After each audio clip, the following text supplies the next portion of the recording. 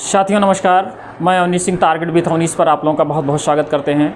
साथियों, हम अभी पारिस्थितिकियों पर्यावरण ही पढ़ा रहे हैं क्योंकि टेट का परीक्षा बहुत ही नज़दीक आ रहा है और अभी जो हम वीडियो अपलोड कर रखे हैं उसमें से अभी जो पेपर हुआ है जूनियर का सुपर टेट का, उसमें बहुत सारे आंसर क्वेश्चन मिले हैं मेरे पढ़ाए हुए, और उसको देखिएगा आप जो है।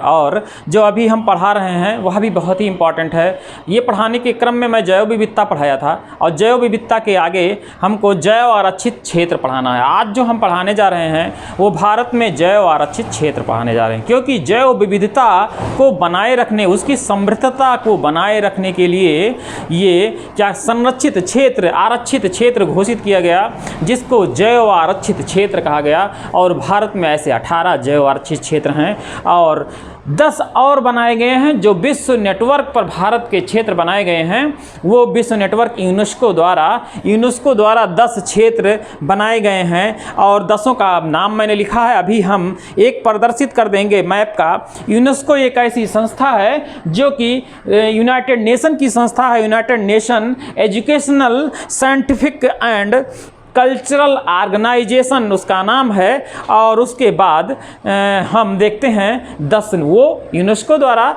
और 18 भारत में जैव आरक्षित क्षेत्र, बायो रिजर्व क्षेत्र घोषित किए जा चुके हैं। तो ये जो 18 जैव आरक्षित क्षेत्र हैं इनके बारे में हम पढ़ेंगे और इनको याद भी करेंगे।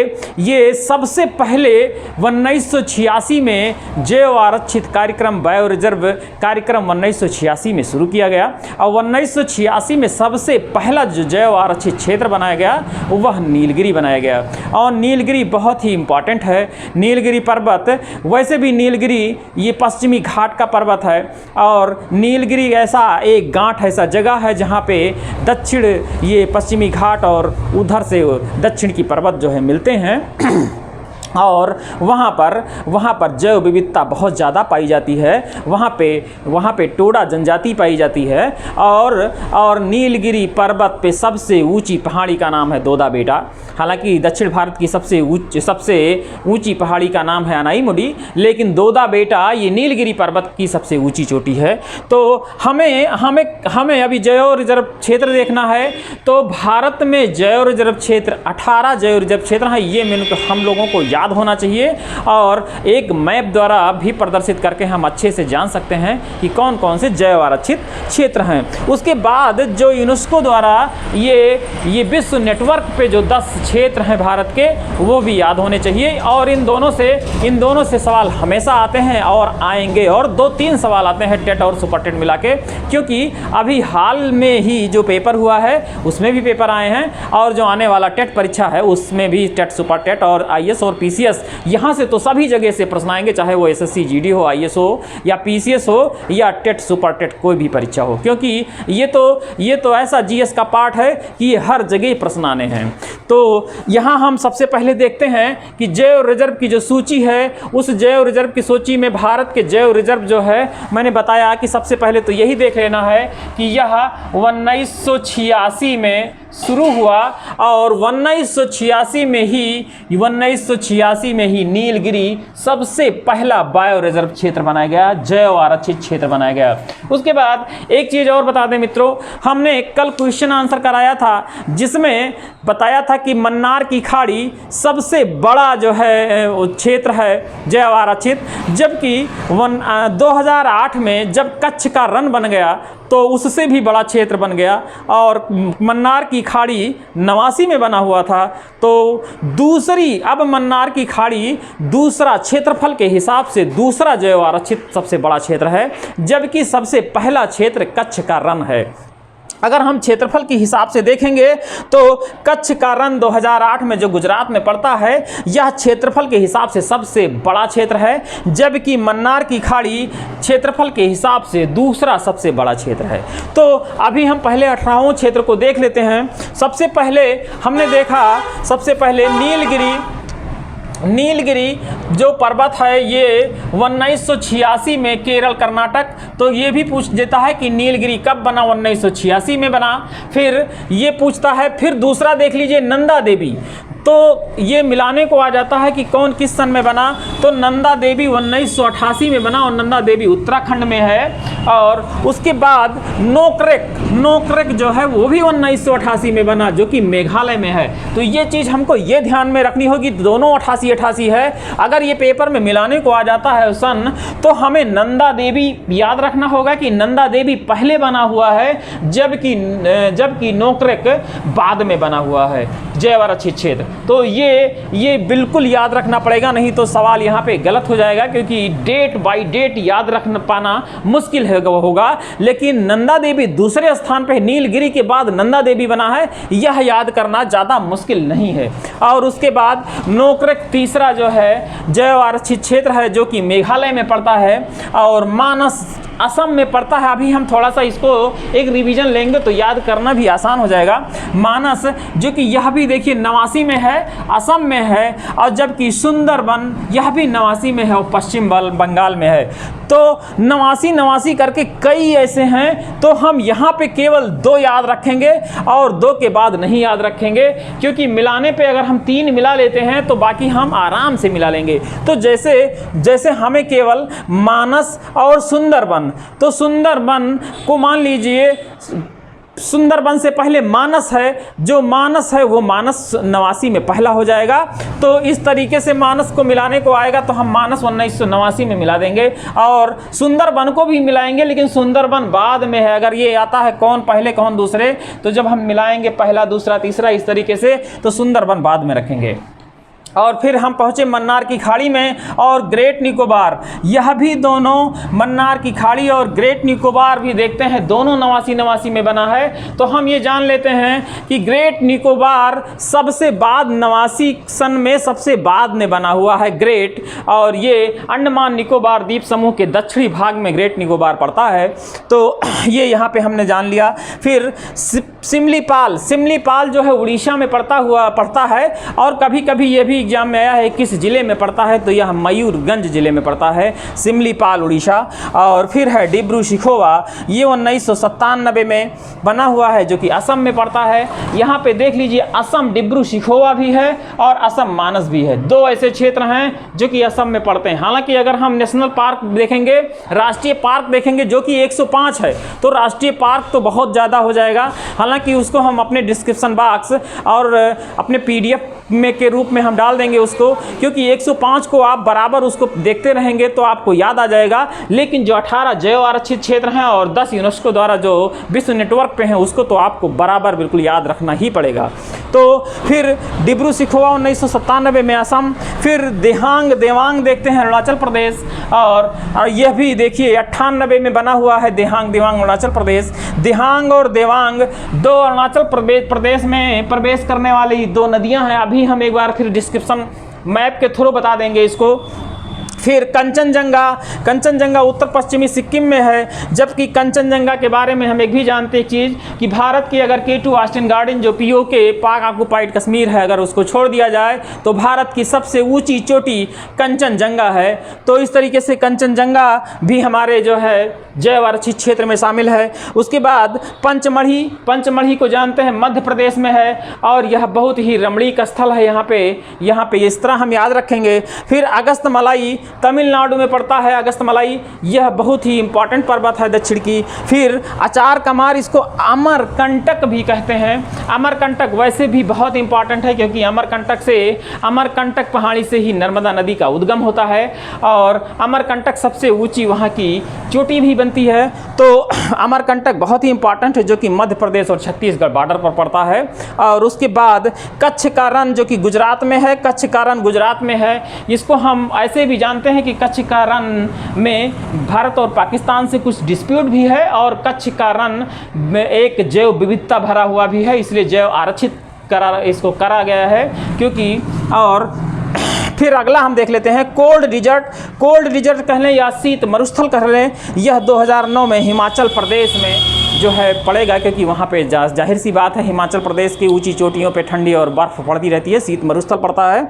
और फिर शेषाचलम आंध्र प्रदेश में है शेषाचलम, और इसको भी जैव आरक्षित क्षेत्र में शामिल किया गया है। और फिर लास्ट में पन्ना 2011 में मध्य प्रदेश में पड़ता है और इसको भी शामिल किया गया है। तो ध्यान रखें, पंचमढ़ी और पन्ना, पासे पंचमढ़ी पासे पन्ना, और यह मध्य प्रदेश में पड़ता है। यह याद कर लीजिए। और दूसरी बार फिर हम याद करने का एक भी तरीका बता रहे हैं कि कैसे आप इसको याद कर सकते हैं। तो याद करने के लिए सबसे पहले आप जान लीजिए नीलगिरी पर्वत सबसे इम्पॉर्टेंट है, जो कि नीलगिरी पर्वत आपके एग्जाम में आना है। तो नीलगिरी पर्वत सबसे पहले ये जान लीजिए जैव आरक्षित, सबसे पहला जैव आरक्षित है, जो कि 1986 में बना है। यह पश्चिमी घाट पे पड़ता है और केरल और कर्नाटक के बॉर्डर पे पड़ता हुआ है। तो इस तरह आप इसको याद रखिएगा, तो नीलगिरी नहीं भूलेगा। फिर नंदा देवी उत्तराखंड में है और नंदा देवी 1988 में बना है। तो ये याद कर लीजिए कि नंदा देवी उत्तराखंड फूलों की घाटी। और यहाँ पर एक चीज़ और देख लेते हैं हम, यहाँ पर देखते हैं नी ना नो। अगर हम यन करके इस तरह कर लें तो भी हमको थोड़ा सा ये मिल जाएगा कि तीन यन अगर हम ऊपर से देखते हैं तो हम ये मान लेते हैं कि तीनों यन जैव आरक्षित क्षेत्र में शामिल हैं। तीनों यन का मतलब ये हुआ कि नीलगिरी, नंदा देवी और नोकरेक। तो इस तरीके से आप कोड भी बना सकते हैं या याद करने का जैसा भी तरीका हो इस तरह बना सकते हैं। उसके बाद फिर देख लीजिए यहाँ पे जब तीसरे आते हैं तो यम आ गया, मानस आ गया, और मानस के बाद फिर सुंदर बना गया, यानी कि यन यम यस। अगर ऐसे भी याद कर सकते हैं, या फिर नंदा देवी और नोकरेक के बाद मानस याद रखिएगा, मानस, और मानस के बाद सुंदरबन याद रखिएगा, और सुंदरबन के बाद मन्नार की खाड़ी जो 1989 में, और मन्नार की खाड़ी तमिलनाडु में ये है। और हम जानते हैं कि मन्नार की खाड़ी क्षेत्रफल की दृष्टि से दूसरी सबसे बड़ा जैव आरक्षित क्षेत्र है क्षेत्रफल की दृष्टि से। उसके बाद हम देखते हैं ग्रेट निकोबार, ये अंडमान निकोबार द्वीप समूह वाला भाग है, और पूरा अंडमान ही लगभग हम जानते हैं कि ये एक किस्म का संवेदनशील क्षेत्र है, और यहाँ पे जैव विविधता बहुत ज़्यादा पाई जाएगी। पूरे चारों तरफ से समुद्र से घिरा हुआ भाग है। और फिर उसके बाद हम देखते हैं सिमलीपाल उड़ीसा, बहुत ही इंपॉर्टेंट है सिमलीपाल उड़ीसा।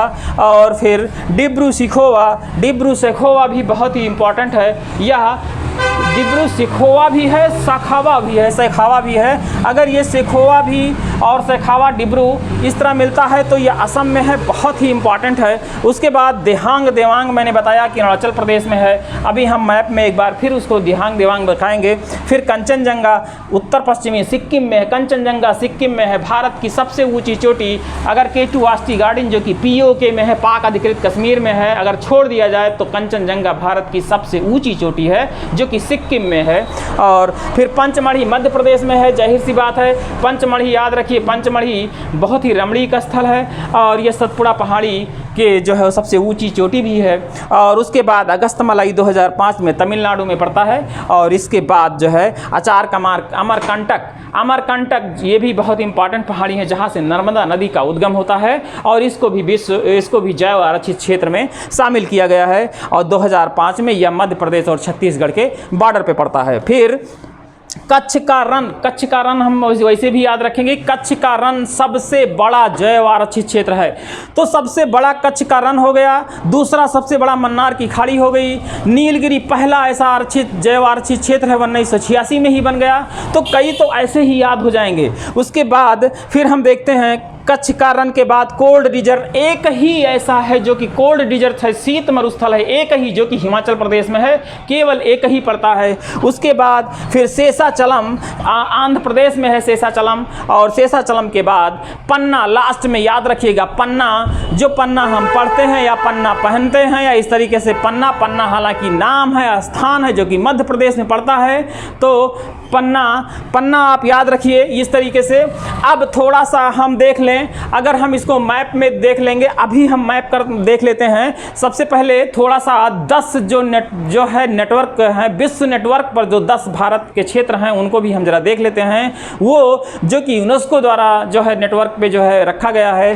तो हम देख लेते हैं, उसमें भी सबसे पहला नाम नीलगिरी का है। यहाँ पे देखिए, यहाँ पे भी 86 था, लेकिन जब विश्व विरासत में किया गया है तो यह 2000 में, यह पूछा जा सकता है कि विश्व विरासत में या विश्व नेटवर्क पर नीलगिरी को कब रखा गया, तो 2000 में, वो भी सबसे पहला नीलगिरी पर्वत ही था। तो यह भी नीलगिरी वहाँ भी है और नीलगिरी यहाँ भी है। फिर दूसरा देखिए मन्नार की खाड़ी, मन्नार की खाड़ी 2001 में तमिलनाडु में, वहाँ मन्नार की खाड़ी दूसरी सबसे बड़ी क्षेत्रफल के हिसाब से दूसरी सबसे बड़ा जैव आरक्षित क्षेत्र था, जबकि यहाँ पे विश्व नेटवर्क पे भी मन्नार की खाड़ी है। फिर देखिए सुंदरबन यहाँ भी है और सुंदरबन यहाँ भी है, सुंदरबन जो कि जैव आरक्षित क्षेत्र भी है भारत का।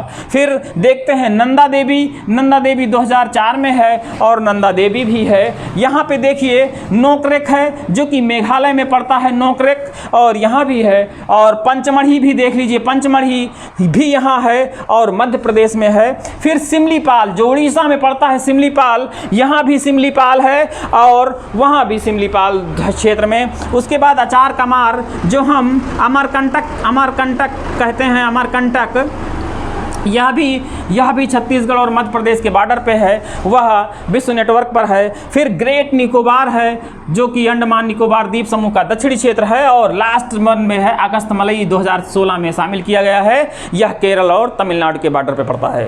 तो हम थोड़ा सा विश्व मैप पे देख लेते हैं, थोड़ा सा ये जैव मंडल रिजर्व की सूची जो है हमने जो मैप बनाया है वहाँ देख लेते हैं, क्योंकि हमको याद करने के तरीका यही है, 2-3 बार पढ़ेंगे और फिर विश्व मैप पे बना लेंगे तो हमको याद हो जाएगा। सबसे पहला है नीलगिरी। सबसे पहला हम नीलगिरी वाले क्षेत्र पे आते हैं, नीलगिरी वाले क्षेत्र पे हम आते हैं तो सबसे पहला हम नीलगिरी लिख लेते हैं।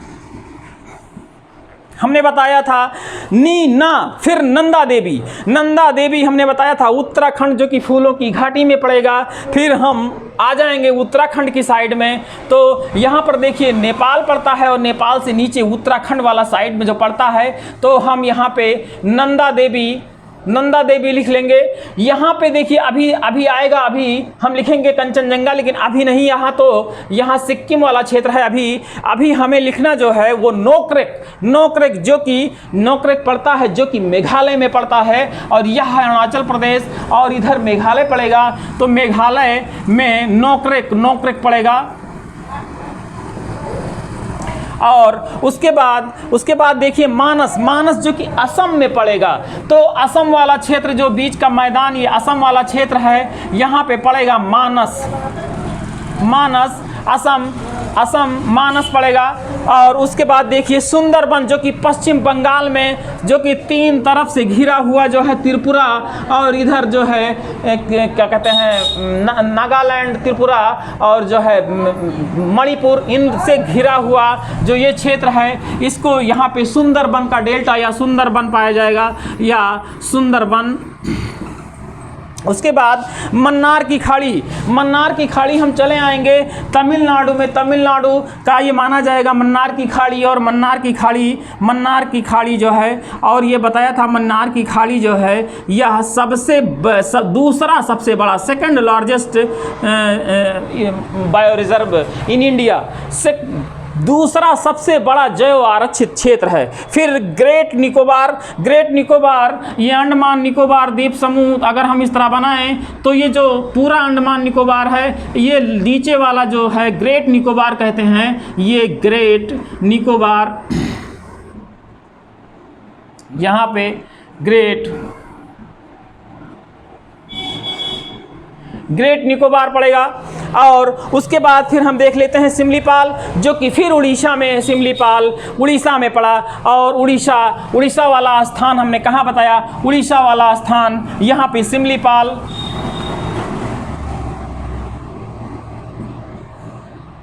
उसके बाद फिर हम आते हैं डिब्रू सिखोवा जो कि असम में है। सीधे हम डिब्रू सिखोवा, जो मानस यहाँ असम था, वहाँ पे भी हम फिर डिब्रू सिखोवा, और फिर देहांग देवांग।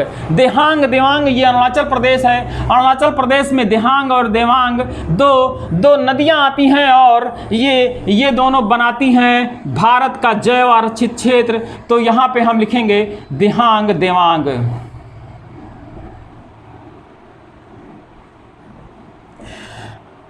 यहाँ हो गया देहांग देवांग। फिर कंचनजंगा जो कि सिक्किम में पड़ता है। ये स्थान सिक्किम है, ये स्थान सिक्किम है और सिक्किम में यहाँ पे कंचनजंगा पड़ेगा। कंचनजंगा जो कि भारत की सबसे ऊंची चोटी है। अगर K2 ऑस्टिन गार्डन जो कि पाक ऑक्युपाइड कश्मीर में पड़ता है उसको छोड़ दिया जाए तो कंचनजंगा भारत की सबसे ऊंची चोटी 8611 मीटर भारत की सबसे ऊंची चोटी है और यह सिक्किम में पड़ता है और ग्रेट हिमालय, महान हिमालय का भाग है। और उसके बाद फिर हम देखते हैं पंचमढ़ी जो कि बिल्कुल मध्य प्रदेश में पंचमढ़ी पड़ेगा और यहाँ पे हम पंचमढ़ी, ठीक है, पंचमढ़ी देख लेते हैं। फिर अगस्तमलई तमिलनाडु में है जो कि यह तमिलनाडु वाला क्षेत्र है, यहाँ से लेके पूरा यहाँ तक ये तमिलनाडु वाला क्षेत्र है। इसको हम अगस्तमलई,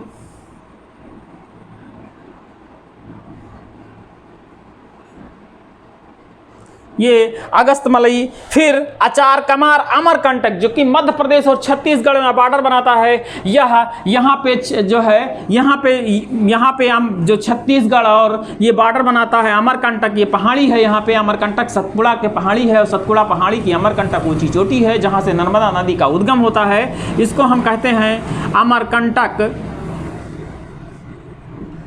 जो कि मध्य प्रदेश और छत्तीसगढ़ का बॉर्डर है। ये छत्तीसगढ़